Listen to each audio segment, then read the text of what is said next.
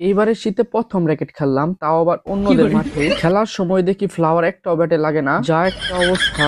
আসসালামু আলাইকুম, সকলেই কেমন আছেন? আশা করছি সকলেই ভালো আছেন। এবারে শীতে আমাদের প্রথম ব্যাডমিন্টন ম্যাচটি আমরা খেলতে যাচ্ছি। প্রথম ম্যাচটি আমরা সাধারণত আমাদের নিজেদের মাঠেই খেলি, কিন্তু এবার আমাদের মাঠ এখনো বানানো হয় নাই, তাই আমাদের প্রথম ম্যাচটি খেলতে হবে অন্যদের মাঠে। যাওয়ার সময় আমরা আমাদের সাথে একটি ফ্লাওয়ার এবং একটি ব্যাট নিয়ে নেই। মাঝপথে আবার অটোওয়ালা অটোতে কিছু প্যাসেঞ্জার তুলে নেয়। তারপরে অটোতে আর কোনো ভিডিও করতে পারি নাই, কারণ সবই ছিল মহিলা প্যাসেঞ্জার। তারপর আমাদের গন্তব্যে সরাসরি চলে আসি আমরা। জায়গাটা আবার অনেকেই চিনবেন, এটা হচ্ছে সলিংমুর বাজার। আবার অনেকেই চিনবেন না, কারণ অনেক রাত হয়ে গেছে। তারপরে আমরা আবার ফোন দিয়ে মাঠটা কোথায় কনফার্ম হয়ে নিলাম। সলিংমুর বাজার থেকে বেশি একটা দূরে না হওয়ার কারণে আমরা হাঁটা শুরু করলাম। এই রাস্তা ধরে হাঁটলেই নাকি কিছুক্ষণ পরে আমরা মাঠ পেয়ে যাব, এটাই আমাদেরকে বলা হয়েছে। কয়েকটা পা বাড়াতে আমরা দেখতে পারতেছিলাম লাইটের আলো। মাঠে আসার পরে দেখতেছিলাম উড়াধুরা খেলাধুলা চলতেছে। পরে তাদের ম্যাচ শেষ হওয়ার পরে আমরা মাঠে উঠি। প্রথমে আমরা ফ্লাওয়ারটা একটু বাইরে করে নিতেছিলাম, কারণ এই শীতে প্রথমই হচ্ছে আমাদের এই ম্যাচ। প্রথম ম্যাচের শুরু থেকে আমাদের কোনো ফুলই লাগতেছিল না ব্যাটে, যেটাই মারতেছিলাম হয়তোবা জালে, আর না হলে মায়ের মিস হয়ে যাচ্ছিল।